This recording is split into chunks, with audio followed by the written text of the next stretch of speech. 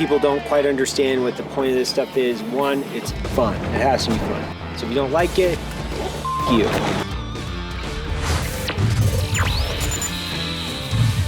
Yale. Yeah. Yale.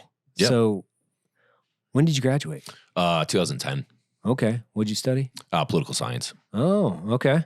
Yeah. Yeah, I wanted to do like business, but it was like liberal arts school. So that was like Right. the closest to like something I was, somewhat interested in. So wait, like, take me on that journey then from like Yale to the teams. Where did you grow up? grew up in Indiana. Okay. Yeah. So just Midwest guy. Got to go to Yale. I was planning on doing the Navy out of high school. Mhm. That was the plan. I was talking to recruiters, like, like they would like come to high school and like have little booths like at lunch and stuff. And I'd always be the guy like, talking to them like the whole lunch break. But so I was planning on doing it out of high school, and then football was progressing. So like my parents were kind of like, hey, why don't you go get your education? And then if you still want to do that thing, then you can, go do it. Right. And for me, it was 9/11. I was in 8th grade when 9/11 happened, and that's what planted the seed to like serve. So I was like, all right, that's a fair deal. So I got to go play football there for 4 years. And then I actually went and worked for Red Bull for 4 years, did marketing for them, which was awesome. Honestly, a lot of, I think, of what I've been able to do with Born Primitives from stuff I learned from them, like at brand marketing, like they're the best in the game. So I started working for them while I was kind of rehabbing some football injuries. And the plan was to go in, and they had a bunch of family pressure. They were like, I was married at the time, so her side, and then my parents were like so against it. Mainly my mom. My dad was kind of indifferent. So I ended up kind of shelving it for a while, and then being like, but then I just was occupying my mind just 24/7. So I started like kind of secretly training again for it, like sneaking away to the pool and like, tying myself up, and doing all that stuff. Like, you know what I mean? And I remember one time my wife at the time, Mallory, who's the co-founder of Born Primitive, she like found like wet rope in my gym bag and was like, "What? Why is there wet rope in your gym bag?" And I'm like, I might have to just come clean on this one. You know what I mean? So, yeah, that's an awkward scenario for you to be in, where your wife is going, "What's this wet rope from?" Like, obviously, you want this to be, oh, I'm training to go into the Navy, but then again, it might not be. Or you're like, I was tying some people up and drowning them. Exactly, I don't know. So, then I eventually got back in the application pipeline and did the whole thing. And then I remember I was going to officer candidate school in like June of 2014, and I told my mom on Mother's Day, so that would have been May of 2014. Because I just gave her the letter, and I was like, "Happy Mother's Day!" Yeah, as she was like literally leaving, like that, like she came down for dinner and like with my dad, and then I went and did that, and that's kind of how it got started, man. Did you go straight through Buds? I did, yeah. So, like, taking a 4-year hiatus out of like athletics, because did you play the entire time when you were young? Yeah, I did. Yeah, you played linebacker? Yeah, I was middle linebacker. Okay. Yeah, so I eventually, when I got out or graduated, I took up CrossFit to train for Buds and all that. So I still stayed competitive. I competed at the CrossFit Games 1 year, and what year was that? That was 2013. Okay. Yeah, I kind of just fluke it. I joined a gym that was super competitive, and they were like, "Hey, you are somewhat athletic and strong. Like, we can teach you how to do all the gymnastic stuff." And I needed to learn how to run. That was that was the only reason I started CrossFit, because like I was like 240 pounds, so like I was good at everything, but like the run killed me. You know what I mean? Just you're a huge person. Like, how much do you walk around at now? I'm about 240. Oh, okay. Yeah. So I cut down to 205 for the 1.5 mile test. Because the first year I did it, I ran like a 950, and I was like, they were like, yeah, that's not even close. I mean, 1.5 miles. So it's like, that's not slow, but it's not what they what's need. A good time for, they said CrossFit, to be competitive for the officer pipeline. You need to be like, ideally like 8:30. No, they said no higher than 9 for 1.5 miles with boots. Yeah. With you're wearing boots, right? So I dropped down to like 205, like just for that test, and like crushed it, because obviously I lost like 35 pounds. Yeah, and then I got back up to like 230. So I just went right back to it. But yeah, so I got in the system, and then I actually started BP like 2 months before I joined the Navy. So terrible timing. I was like running it out of my room, my barracks room, like with 1 bar of service, like, you know what I mean? Like that kind of shit. So yeah. Cause I remember hearing about it a few years ago, and I think, I forget exactly. I think Baker might've brought it up, and it's like, oh, he's still in the Navy. I was like, what? Still in the Navy? And he's running this? And it seemed like a big business. So like how long? So what year did you start? We started it in 2014. So yeah, we're coming up on the 10-year anniversary. But yeah, the first 6 years, it was just, I mean, I guess you could consider it a side hustle, but it was just Mallory and I running it out of the house.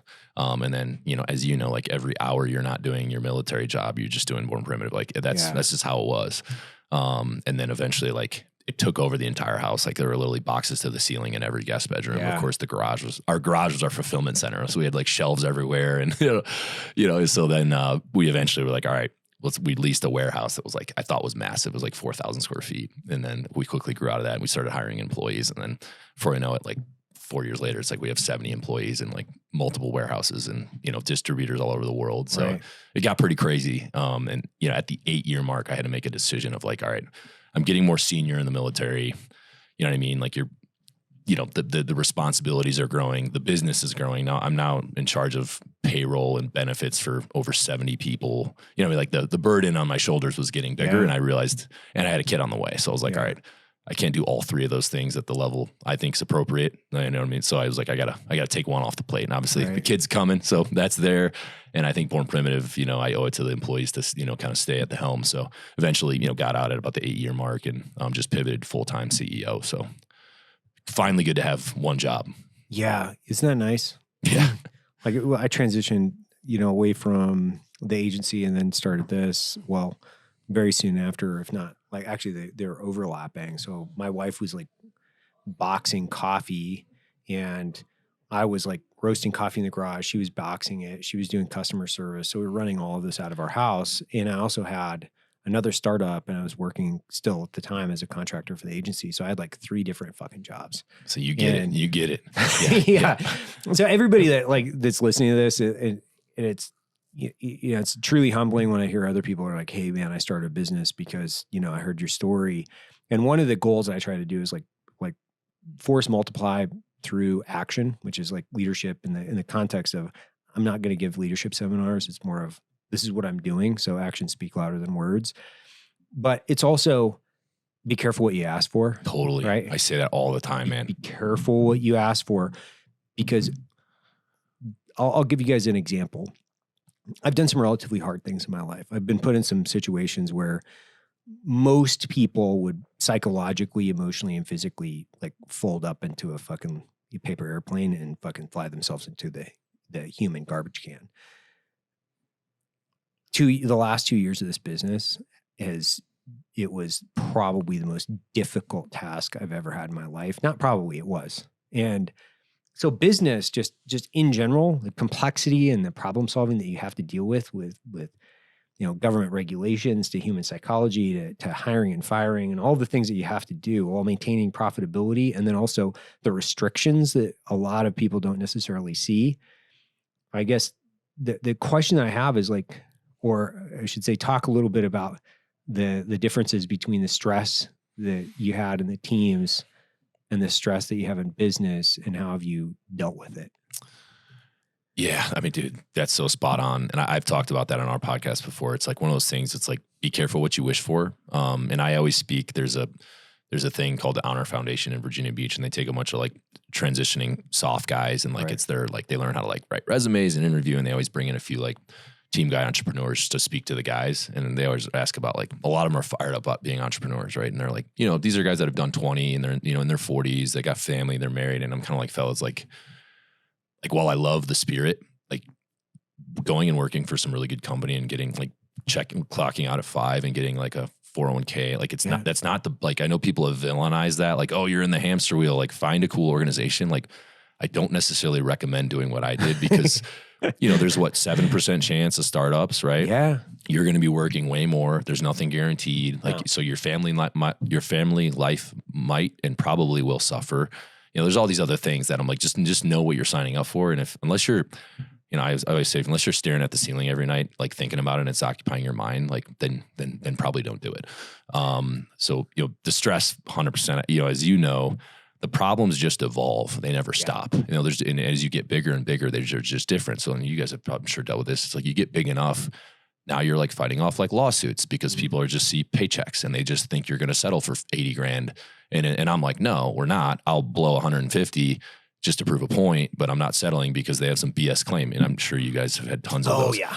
You know what I mean? So you see it as like a giant checkbook. Right? Yeah. Right. Like, hey, you guys are doing well. I was just having this conversation the other day. I've never actually been sued for anything I've done.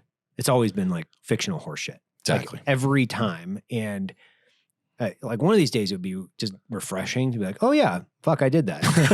Like, let me pay you. Yeah. Oh yeah. Wouldn't that be great? So obviously the problems never stop. And I would say 5% of the time there's cool stuff happening, but I feel like the other 95% as a founder, you're just literally like kind of fending off problems, and just kind of shifting your tactics, like as you get bigger and bigger, and way more than me because you went public, and I'm sure, that's a fascinating thing. I'd love to know more about at some point, but yeah, obviously I think what I learned is like I had to compartmentalize the jobs, right? So like I would go to the, I guess you call it the day job or the night job, depending on what we're doing. Night job. And, obviously a different stress, you're briefing people, you're obviously actually doing the job. And, even just obviously the training is meant to be super stressful. So your central nervous system gets smoked, but then I get back to the hotel and it'd be 11:30 at night and we're getting up at 5 to go to the gym before we do the next day of training. And I have like, 60 emails I need to cover down on. Right. Yeah. So when everyone else was like, eating and going to bed, I'm like, my new day is starting, right? So I would have to shut off the stress of the day I just had and be like, okay, now I need to focus in on this, or, on deployments, we're doing Zoom calls at 2:00 in the morning because like that's LA time. You know what I mean? I'm like 11 hours ahead in the Middle East. You know what I mean? So it was just, thank God I was actually on the Diesel Brothers podcast, and one of the guys put it so well. I was dumb enough. I wasn't too smart to realize like how logically stupid this was, but I wasn't like too dumb to not be able to pull it off. Yeah. I was just like that perfect middle ground of dumb enough to be like, I guess this is just what we're doing. When like, had I stepped back and looked at it, I might have been like, man, this is totally nuts. Like you should go to bed and not be doing this. So I thought, that was the biggest thing, is just being able to like compartmentalize. All right, that job's done for now. I'm going to switch to, deal with the stresses of this job. And then I'm going to lock that up and go back and forth. And of course, sometimes there are overlap, if you got a text message and it is like, oh, these people are trying to sue us now. Like there was a big apparel brand that tried to sue us once, and it was still in the garage days. Like I took them on myself, you know what I mean? Like we couldn't afford a lawyer, you know what I mean? So I was like, all right, I went back to my old like pre-law notes. you went back to your pre-law notes? I did. Bob Dunn, he was the professor. I found my old notes, and there were 3 partners on the call, and I would like kind of made fun of it. I was like, you guys are probably each billing $1,000 an hour. So like, I think it's all like in our best interest to just like, let's walk through this quickly for the sake of your client. They're representing obviously this big program. And I basically cited all the reasons why like there actually was no merit to their argument. And I cited like legal precedent. And at the end of the call, they were like, damn. So I was like, hey, here's what we'll do. There's definitely no harm here, but what I'm willing to do is like, let's pick a charity and let's each donate 10 grand to charity and let's shake hands and be done with this. And I said, that's my offer. And, if you, otherwise we'll just go to court, and, I'm not someone that folds. So, probably not in my best interest, but that's what we're going to do. And they came back and they're like, hey, we actually really like your, like that's actually a cool thing. So we ended up doing that. So, I was like, this is like, while I'm on a deployment, like working this legal issue, you know what I mean? I'm on a call. And so that's just the, man, that's just the you got to be really agile and just deal with things as they come in. But I'm glad I did it. I'm glad I was dumb enough to do it. And now here we are. Yeah, it's fascinating actually, like the successful entrepreneurs, and you think about the books that people read. And I mean, I've read, I don't know how many different books on like business and entrepreneurship. The one thing that they don't really cover, and they kind of, some of them do, because there's this social media hype around like, keep grinding, and like this like bullshit narrative around people that are putting this out.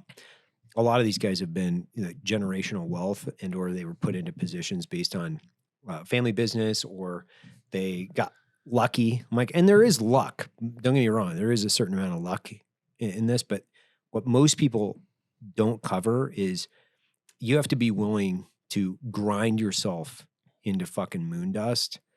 And when you don't think you have anything left, you got to put more in. Yeah. And so when you hit the wall, and you'll hit the wall multiple fucking times, and sometimes multiple times a day, the biggest fucking thing that I've been able to kind of come back to is it's like in 1997, I went to Special Forces Assessment and Selection, and everybody asked me, it's like, oh, how do you, what do you have any advice? Do you have anything that you could tell people for, Special Forces Assessment and Selection? And I was like, yeah, don't quit. Like, don't quit. Like if your body fails, that's a totally different story. Mm-hmm. Like, you blow out a fucking, you blow a fucking knee, or you tear a fucking, a ligament, or you're injured to the point where your body cannot move. Okay. But even then, you got to try. Yep.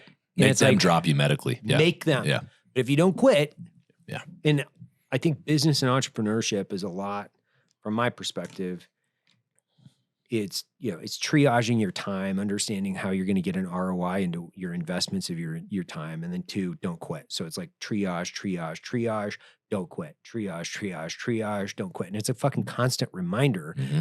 That's why I think soft guys gravitate towards it, because and actually there's an interesting point of data from veteran startups have a higher success rate to the point of 3x than civilian. Wow. So it's in the 20%.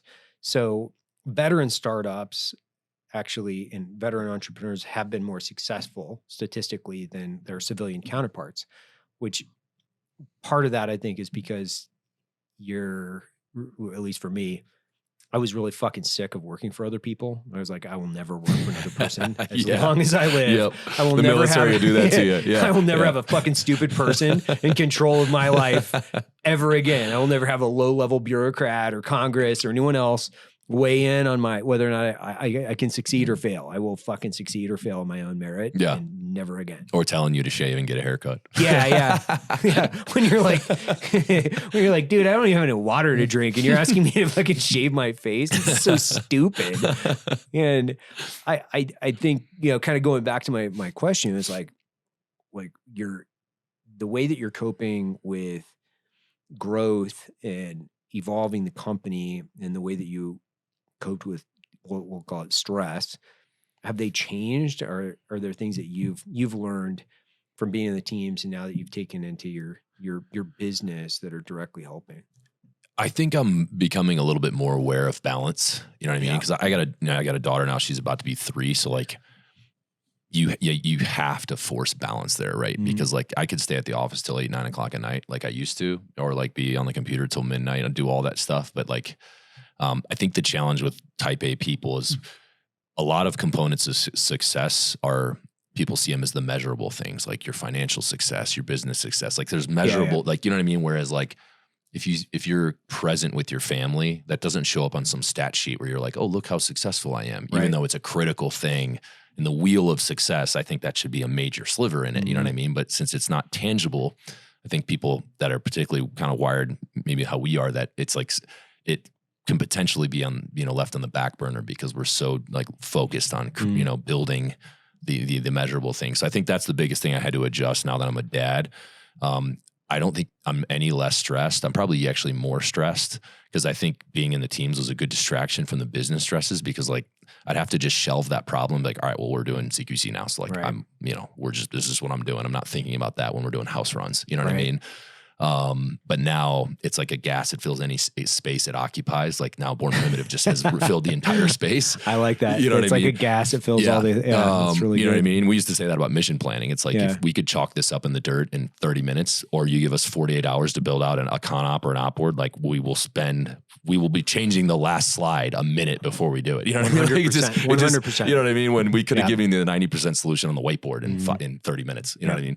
Same thing. But so I think I've had to like realize as I've gotten older, like I got to focus on wellness a little bit more. Like I have a cold tub at the house and a sauna, and I'm like focusing on sleep hygiene and nutrition and work. Like, it's not like I never was healthy, but like when you're 26, you can go out with the boys and drink 900 beers and still get up at 6 and like perform, you know what I mean? And be good to go. And I'm realizing that life, it definitely has come and gone. Yeah. And I need to be more dialed in, because if I do that, then I'm dragging ass the next day. And like, then, so I've had to kind of learn, just honestly, just grow up a little bit. Yeah. So, yeah, I've noticed that too. Like I always put this as like sleep is the cornerstone of your next day. And it's like the foundation of whether or not you're going to put out. So if I sleep like shit, then I'm not going to work out, or I'm not going to work out as hard. Then I don't have the discipline in my diet. Like there's just like this I would say domino effect of negativity. You lose momentum. Yeah, man. Yeah. And so now I have to concentrate. Like, I get up every fucking night after 5 hours. Like it doesn't matter. Like 5.5 hours. Like I am up for some reason. So I have to put myself back to sleep. for another two hours. And I'm like 7.5, that's my minimum. Like, so you actually have to build this stuff, at least from my perspective. You have to build it in like you're training. You have to say no, just like you would be, in the gym, or just like you would be another rep, or, hey, I've got to get 4 miles in today, whatever that might be. You got to go, no, dude, I got to get 7.5 hours. Or cognitively, I can't function at my best the next day. And if I don't get a workout in, like my morning routine is like my morning routine. Like nobody fucks with it. It's blocked off on my calendar. Like from 6 to 8, I wake my kids up at 7. So I've got from 6 in the morning where I like get all my shit together. Yep. I go through all my lists. I'm like, all right, this is what's happening the next day. These are the things I have to be looking at. Really get a workout in. I wake up the kids. My wife goes through and, she cooks breakfast every morning.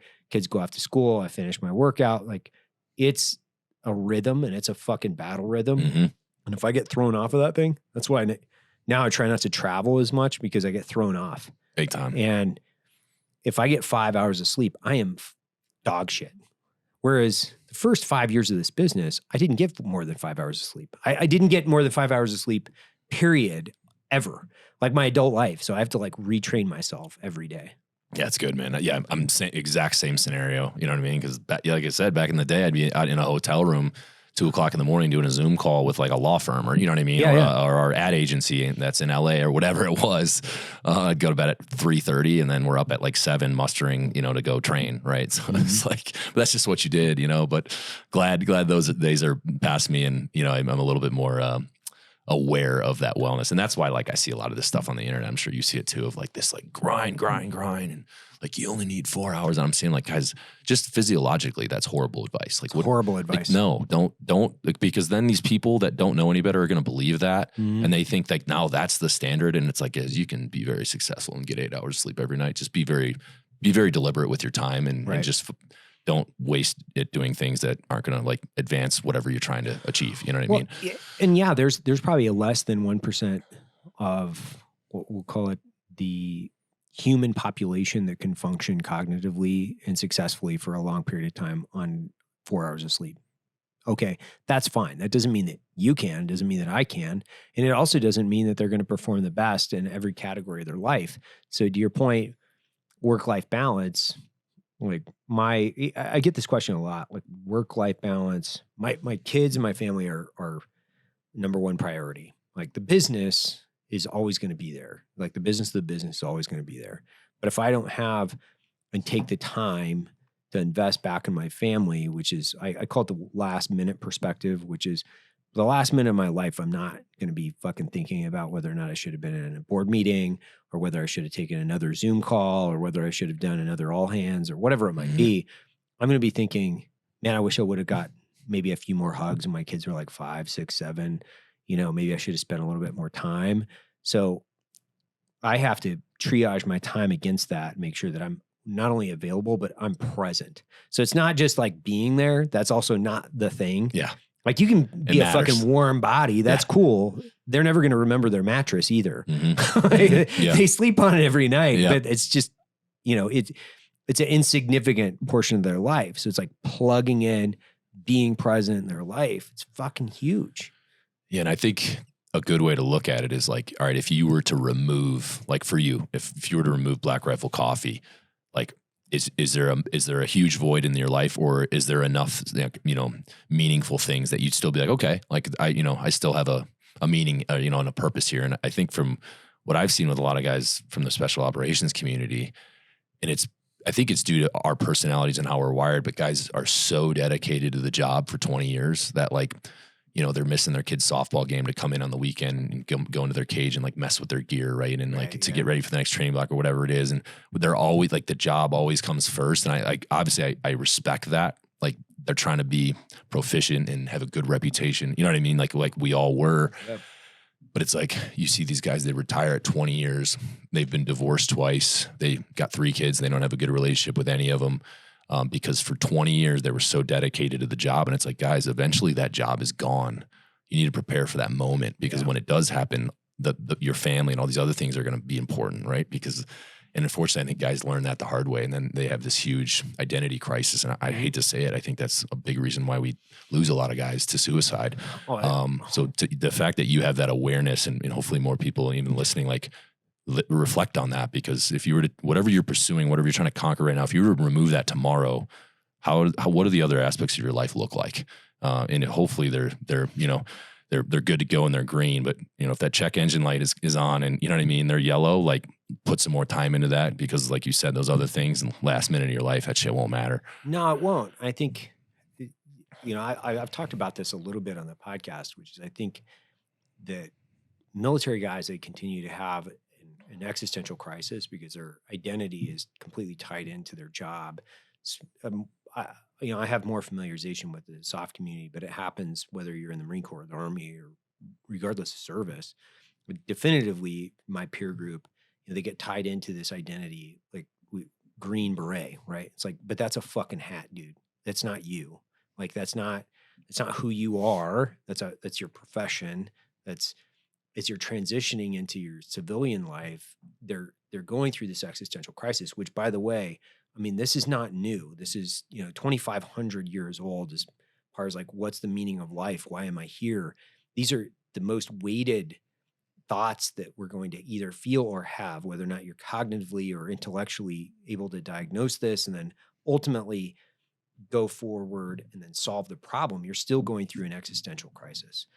And, definitively, like SEALs, Green Berets, Delta Force guys, or whomever, when they get out, there will be a time, and not only there will be, but if they don't solve that before they get out, they're going to have a fucking problem. They will, 100%. Yeah, we were talking about this the other day, and I think for me, the two things that you need to fill almost immediately is you need to find a new purpose, and hopefully family is part of that, right? Like that's a great purpose, but awesome. I feel like we're dudes that just want to conquer things. Like find a new thing that occupies that part of you that needs to kind of chase things, right? And then find community again. You know what I mean? Like if it's your local church, I mean, join a beer league softball team, like whatever it is to get you around people again. Cornhole. Whatever. Who cares? You know what I mean? Like don't think you have to find, just get back in the mix and find a group of people who you can relate to. And you know how a lot of guys just isolate, right? And they just suffer in silence. And it's like, just get out there, man. And you're not going to find the same community probably ever again, but you can find a lot of good people. It'll just be different, but it's still community, and it's, purpose too is so critical. Yeah. And that's the beauty of starting a business, because you also get to build your own tribe around a business. And once again, I'll put out the disclaimer, which is it's not for everybody. So don't take this as like, I'm going to go start this so I can build my own culture. I think for a lot of entrepreneurs, this solves a problem because you're building a culture and a commitment to a mission around your principles, your values, and you can attract other people into your orbit and build your own universe, and essentially, and that helps. I think one of the big reasons why we collectively at Black Rifle do some of the things we do, so we go out and like people can see us, like we're going out, jumping, or we're going out and shooting long range, or we're going out and we're shooting archery, and we're doing all these different things because I'm trying to get the community to get turned on to these different tribes. And it might, like jumping might not be your thing. Okay, that's fine. Archery might not be your thing. Okay, that's fine. Long range precision, that's fine. But fucking find something. Yeah. Like it could be, and I was trying to have this conversation with the guy the other day because he was struggling. And I was like, what do you like to do? What did you like to do when you were a kid? He's like, oh man, I really like to draw. I was like, well, you should fucking take art lessons and start painting. Like MacArthur was a painter. Okay. Patton was a fucking painter. Oh, I didn't know that. Churchill was a painter. Like Eisenhower was a painter. They were all painters. They would paint for an active form of meditation. And I was like telling him this. And he's like, really? Like, yeah, man. Like there's some really badass motherfuckers. Just because it's not perceived today socially as something that badasses do doesn't mean that you can't do it, right? Mm-hmm. And make it badass. Yeah. Like make it something that's yours. And who the fuck cares? If you like it and nobody else does, it doesn't fucking matter. Who cares? Exactly. Right. Yeah. So what's next for Born Primitive, man? So we got a few. So we started as a fitness brand in the early days. We still are. I mean, that's our bread and butter. We launched Born Primitive Outdoor a year and a half ago. So we're kind of like going after that Western hunting crowd. So it's kind of your extended field stay, like layering system. So that's been awesome. I mean, we partnered up with Aaron Snyder, and he helped us design everything. That's and great. It's been really cool to learn kind of this space. That's why I'm out here. We went to the Western Hunt Expo, and just a really, honestly, just patriotic group of people and just good people, man. So we rolled that out, and then in October, so just recently, we launched Born Primitive Tactical. So we made basically op camis for military and law enforcement, and it was basically just stemming from a need that I thought some of the gear we were getting issued was subpar, and then like the companies that were getting gear for us, like, didn't actually support the warfighter, man. Like they were, and I was like, as a new guy, I was like, Patagonia. Yeah, well, yeah, I know, right? Yeah. And I've talked about that on our podcast too. And it's like, it was so crazy to me that like, you have like, these were supposed to be, tip of spear, whatever you want to call it. And we finally get your gear load out as a new guy. And I'm like, this is the company that's like, we're all repping for free, not only for free, but they're like getting hundreds of millions of dollars for us to wear it. So early on, that planted a seed of like, eventually when I have the bandwidth, I'm going to do this, but more just the mobility, like a lot of stuff we were wearing, like we couldn't move in, we're blowing out the crotch, as I'm sure you have. Yeah, I spent the entire invasion of Iraq without with a giant hole in my groin. Exactly. Yeah, exactly. We've all seen it. I think one year, the first loadout, the sleeves were sewn on backwards of the up tops. I swear to God, so guys had to chop them, but the sleeves still pointed like backwards because it was like, what I mean? It was just like, this blew me away. But that was also true for the layering system we got for like the being out in the woods and shit and the kind of cold weather stuff you got. So that planted the seed. So that's gone off really well, man. We obviously have the advantage of having a lot of the guys in town that can like T&E it. And we're still really close to the community. And then just launched our shoe. It's a training shoe. It's called the Savage One. So that's been huge. We launched that in June. That was kind of a whole new lane for us. Kind of high risk, it's expensive. The minimum orders are massive. The lead times are long. It's one of those things. It's such a technical thing. Like you only got one shot at it. So we developed that for about 2 years. I was super like, we went through like 7 or 8 rounds of prototypes. But that, again, I don't think you're a legitimate apparel company until you have footwear. So I was finally like, all right, I finally got to, now that I have the bandwidth, I got to take a swing at this. Right. And then the podcast, which has been fun. That's, just like this, it's a way to, long form content, go a little deeper on stuff, go down rabbit holes of random topics. And that's been fun. So yeah, that's kind of what's going on right now. And, we're probably hopefully on the horizon, 2 to 3 years. I want to take on our first investment. Yeah. We were kind of in the private equity game last year and it fell through because the banks all got all crazy and the debt market went to shit. And went horrible. So I don't want to say wasted a year because I learned a ton from the process, but, the plan is to kind of reverse engineer an outcome and, probably take on a minority investor, in about 2 to 2.5 years. So that's part of the reason what's motivating a lot of these things is I want to be more investable. So like, having multiple kind of brands under one portfolio helps. And then, we're going after big retail right now too. So are you guys in retail right now? We're not a ton. We're mainly direct to consumer, but we're in like the Navy exchanges and like the Coast Guard exchanges and it's going really well. So we just brought in a guy who is big in the retail space who came from another company and like, he's basically going to like try to make it happen. And he sees big opportunity because the numbers and like the sales velocity in these accounts is killing. Right. We just don't have the experience of the bandwidth to really go after it like you should. And retail, like that's a whole nother, beast that there's a lot of landmines and you got to be careful. So like I wanted to wait till we were ready, but I was like, all right, it's the 10 years mark. We've generated a lot of demand for the brand over the years with all the things we've done. So like we're ready to go into retail and capture more of that demand, not just online. So that'll be fun. Hopefully it hits. We're literally like just in the early stages of it right now. Yeah. So when you're looking at your growth, is most of your growth going to come from incremental categories that you're adding, or do you have one specific category that's contributing most of the growth? I think it'll be interesting. I think outdoor and tactical just have massive potential. Yeah. One thing I didn't mention was with outdoor and tacticals, we're actually going after government contracting. And like, that's just a whole nother world. It's craziness. So we're working on getting Barry compliant. So like, I think a bunch of our stuff, we're going to get made in Tennessee that will allow us to sell to the government. But it's like, you get a couple of those contracts, man. It's like the whole dynamic of your business immediately. I mean, it's wild. It's wild. So we're going down that road. So I think if that hits and retail hits, And obviously our direct consumer channel continues to grow like it has been. Hopefully in 2.5 years, we'll get a bidding war.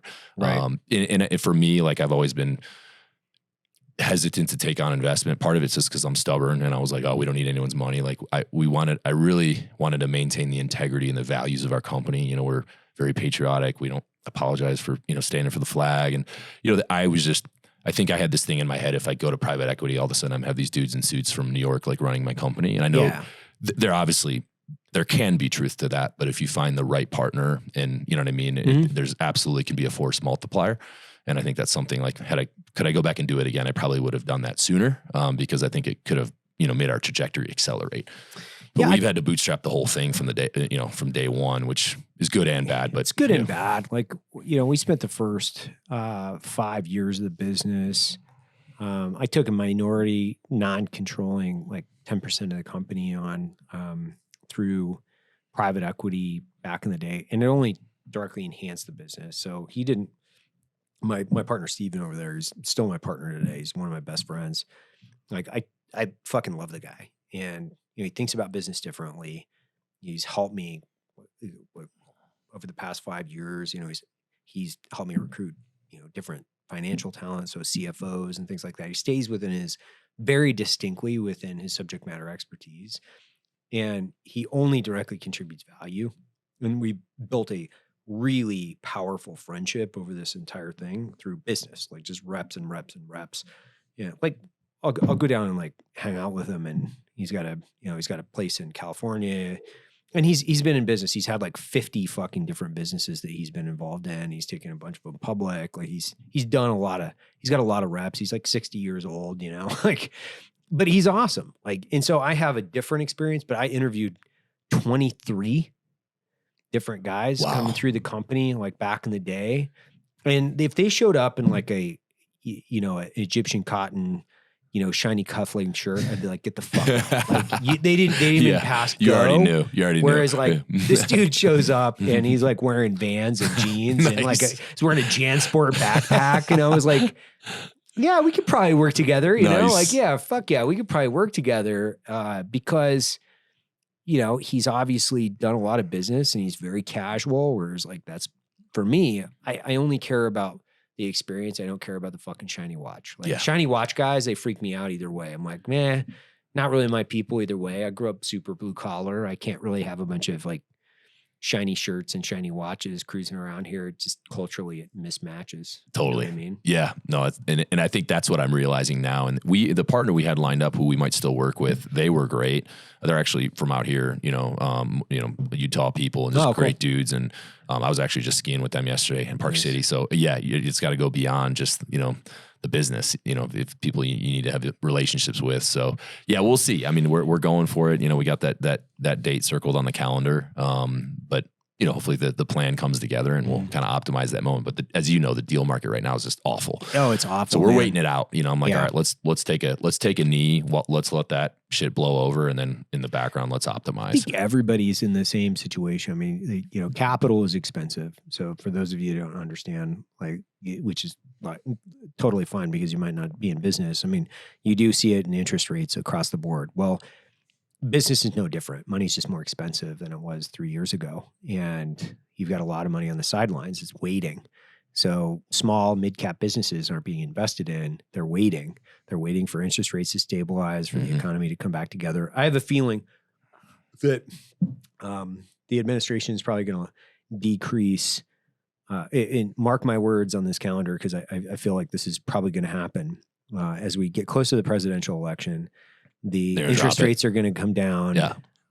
Magically come down. Yeah. At like 50 basis points. Yeah, exactly. Right. So they're going to come down, and then you're going to see what I would see is more capital come into small mid-cap businesses. That's my opinion, but it's also the opinion of a lot of other people as well. It's not just Evan talking, but it's just it's depressing to think about it, because when you think about it, well, we don't need to get into an economics discussion over inflation, but it's like they're fucking killing small business right now. Like they're fucking killing it. And, if you're profitable, like you'll survive. Like that's like batten the hatches down. That's what I told everybody a year and a half ago. I was like, batten the fucking hatches down. Like, this is going to be a rough ride, fellas. And like, put in your mouthpieces and get ready for the next couple of years, because it's going to be fucking rough. And psychologically, you know, as a couple guys here running companies, when you don't have access to capital, like relatively inexpensive capital, dude, it hurts. It fucking hurts. It's like a gunfight. Like, you gotta squeeze it out every day, and it doesn't get any easier. To your point, I was gonna say this earlier. Business hasn't really changed. The complexity of the problem has, and the problem's changed. And I look at this a lot like diving, which is, if you're, you know, scuba diving at fucking 30 feet, it's different than when you're scuba diving at 150 feet. Same principles apply, but the consequences of you making a fucking bad decision at 150 feet versus you making a bad decision at 30 feet, completely different. Same dive, same decision matrix, but if you fuck up at 150, it's a different type of fucking dive now. And that's the way that I've looked at the bigger business. So the bigger the business gets, the deeper on the dive I am, right? Great analogy, man. Yeah, there's just maybe more zeros on the decimal places on the mistake, right? Or on the upside, it's, you know, it's so well put, man. You can't just like pop to the top. Yeah. But I think the cool thing is, like, you have to approach it the same way. Like, if you're doing a COA analysis, and then, like, you talked about risk mitigation, like, it's still the same mental process of making a call. So if you're, you know, bootstrapping a business and it's only 3-month old, that's the same decision that you as a CEO of a publicly traded company is making. Same. You know what I mean? But it's just, there's more weight, and you got to be confident, because you do carry that burden now, man. Particularly for me, and I'm sure you feel the same way. Like, when you're in charge of employing a lot of people, people have moved across the country and moved their families to work for us. You know, my brother just moved across from Chicago, brought his whole family. He's our CFO now. Like, that's a lot of pressure, man. Because if I, you know, run my big fat mouth and say something stupid on a podcast, or, you know what I mean? Or, like, you know, whatever it is. And then all of a sudden, so you got to be a little bit more cognizant of, but you can't become timid, because the problem's bigger. So, no, it's like stepping into the fray every day. And it's like the courage that it's just, you got to face it every day. Like, there are days when I'm like, fuck, man. Like, there are days when I was having this conversation with somebody who's like, I rolled out of bed the other day. I was like, man, I don't want to talk to anybody. Yeah. And I made 15 phone calls. I was like, I didn't want to fucking, dude, I didn't want to talk to anybody. The only thing I wanted to do was like literally work from my computer and, like, you know, make adjustments and designs, and, like, really, and people think, they probably think like, oh man, it's so nice. I'm like, dude, I get up every day, and what I told people is, like, I have to eat my vegetables first. It's like, before I move on to fucking dessert, like, you gotta hammer your vegetables. And if you're on the carnivore diet, you still get the analogy. It's like, you gotta get it done, and you gotta do shit every day that you don't want to do. That's like painstakingly difficult. And whether you think that it's just fucking, you know, easy peasy, like, it's not. It's brutal. I made 15 fucking phone calls. Actually, was that you I was telling you that? Or was that you, Heston, or was it somebody else? No. But anyway, I think you got a plane to catch. I don't want to make you late for it. Yeah, we're good. Yeah. Final thoughts. Best books you've read in the last 10 years. Dude, it put me on the spot here. Come on, man. You're a Yale grad. I need to do better at books. I'll put it that way.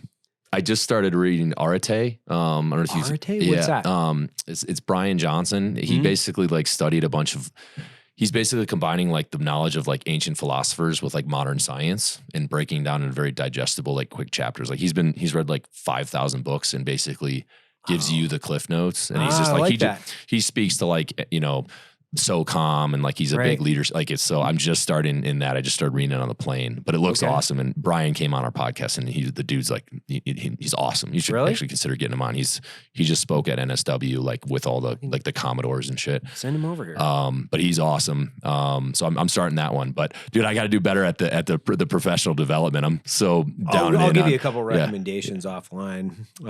Brother, thank you so much. I appreciate it. And hey, I just want to say, man, like, what you guys have built, like, I know you're down and in on solving problems, but if you zoom out, like what you guys have built, you should be so proud of. I use you guys as an example all the time with my employees. They're probably getting sick of it because it's probably weekly. I use you guys in Red Bull. But for you guys, standing for strong values, you created this phenomenon of you were the first ever coffee company that started to identify with normal dudes like me that said, oh, like those are my people. Like, you know what I mean? And you provided a substitute for, other coffee companies. And like, I think what you have done is brilliant. And obviously the team that's, that's around you, they all deserve credit too. But your brand, I always talk to the team of like building a brand. That's what is defendable, right? Like someone can knock off coffee tomorrow and make an easy substitute. We just like for us, they can make great leggings and sports bras, whatever else, op camis, whatever. But the brand is what you can defend at the end of the day. And you guys have spent years building that. And like, you guys have a goddamn fortress around that right now. So hopefully that'll give you some peace of mind. Like when you're solving all these problems, like, dude, you guys have a fucking castle around your brand. And like, there are patriots all over the country that are going to always be loyal to that. And I just want to, it's so cool to see the story, especially the beginning. And, you and I have similar stories, but you guys are 5 more rungs up on the ladder. I just want to say, as a brand guy, like mad respect. And, thanks, and I'm excited to see, you guys continue to do your thing. And I know publicly traded now, I'm sure that's a whole new ball game, but hey, there's opportunity there. And, like you said, the problems just evolve, right? Just evolve, man. So I just want to say, congrats and keep rocking, keep staying true to who you guys are. And I know, there's so many Americans across the country that it's a breath of fresh air to get that. Because I feel like, corporate America, a lot of people aren't really represented, in what they see. And it was just, it seems like such an obvious thing, but what you guys did is brilliant. And I think you're starting to see more of that, from other brands. And we're trying to be one of them too. And that's why I use you guys as an example all the time. It's like, hey guys, we should never be afraid of being patriotic and supporting our country. For law enforcement, that was a big one for a while when things got a little crazy. We had this pressure of like, should we not support law enforcement? It was like, guys, like this is just who we are. Take it or leave it. And I, throughout that kind of shit show, I was using you guys as an example of a lot of someone that, hey, you are who you are. You're authentic. And if people have an issue, that's okay. Like, obviously you have choice and there's nothing wrong with that. This is America, right? It's America. So, like, freedom of speech. It's fucking awesome. Exactly. And encourage that. And, obviously there's other alternatives to shop for clothing, but yeah, you guys I've used a lot of what I've learned just watching you guys for Born Primitive. And so just want to say mad respect, dude. Appreciate it. Thanks, man. All right. Cool. In and out. An hour. Thanks, man. Dude, I appreciate it. Heck yeah. Anytime.